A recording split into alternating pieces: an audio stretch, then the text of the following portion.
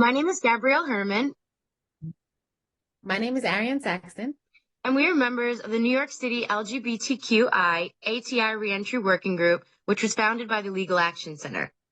The Legal Action Center's New York City LGBTQATI Reentry Working Group is a coalition of advocates working to increase and expand crucial reentry support specifically for justice-involved LGBTQI people in New York City.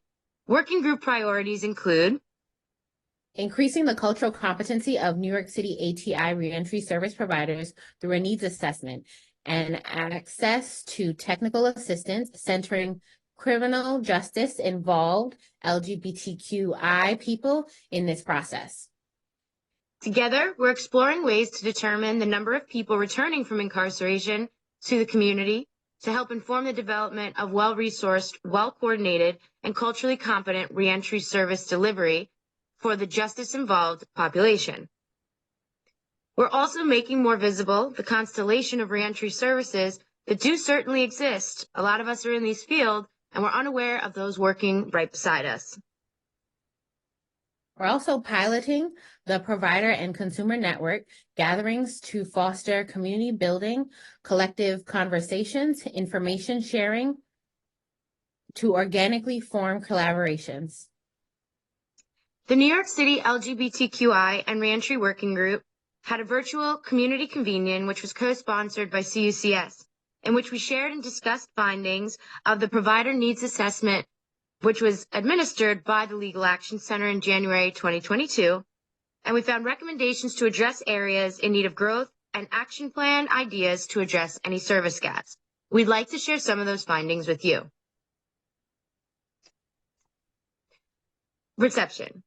Beginning in the office, most organizations do provide an all-gender restroom, which is usually a single-stall restroom. Half of organizations have some visibility marker that is saying this is a safe space, this is an all-gender restroom, however you identify, you are free and welcome to use it, but only 59% of offices actually reported having that marker.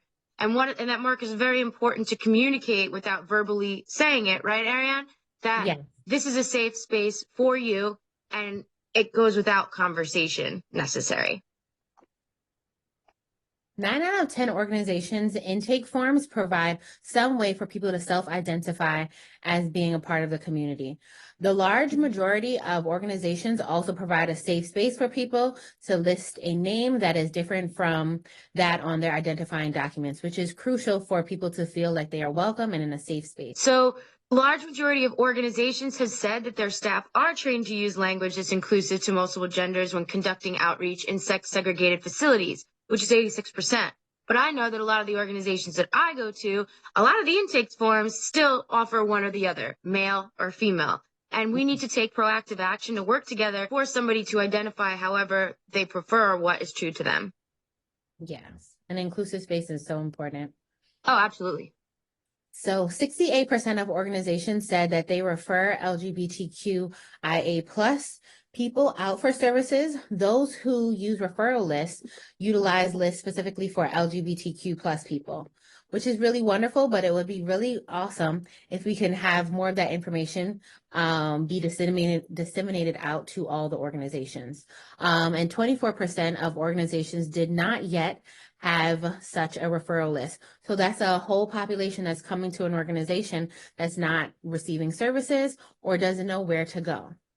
Yeah, and we already know that the reentry population is a cumulative trauma layer, right? On top of a trauma layer of navigating your sexuality and your gender and dealing with the biases of society and having to navigate all of these really difficult things. And so the best that we could do is, at least when we're making referrals, being mindful and being conscious that we're sending that person or the person, our client, to a safe space.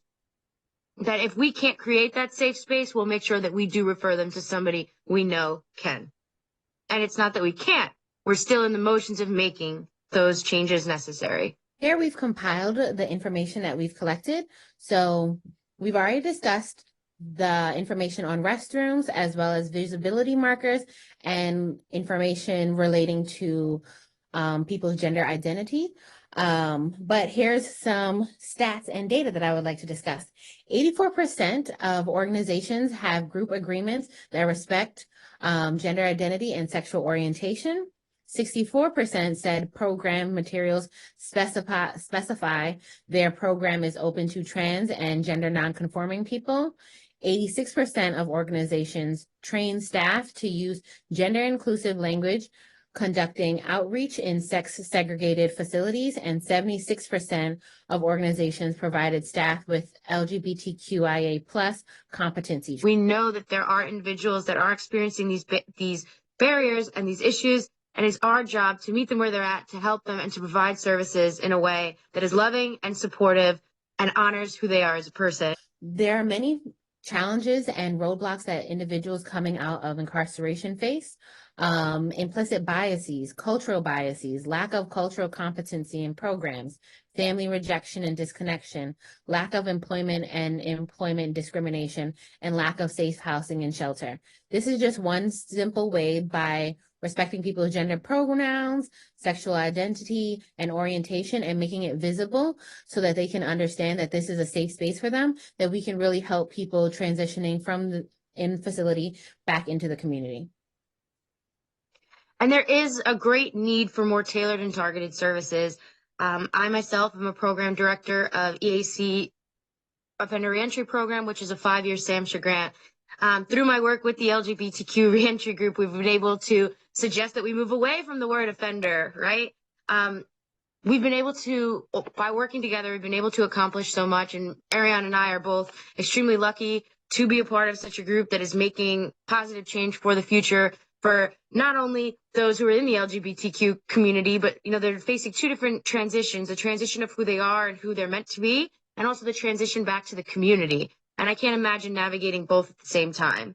So use this enhanced information to present it to organizations and to get the word out, to break the culture of silence that is surrounding the LGBTQ community, and ensuring that people like us and people within the community are not only safe but well respected. The LGBTQ working group that includes me and Ariane, we're always welcome and interested in providing training opportunities. We partner with CUCS and other organizations. And so if ever you're interested, you can reach out to the Legal Action Center, as well as the LGBTQIA plus reentry working group. We also have a website, which we'll have on the link below. Thank you. Bye-bye.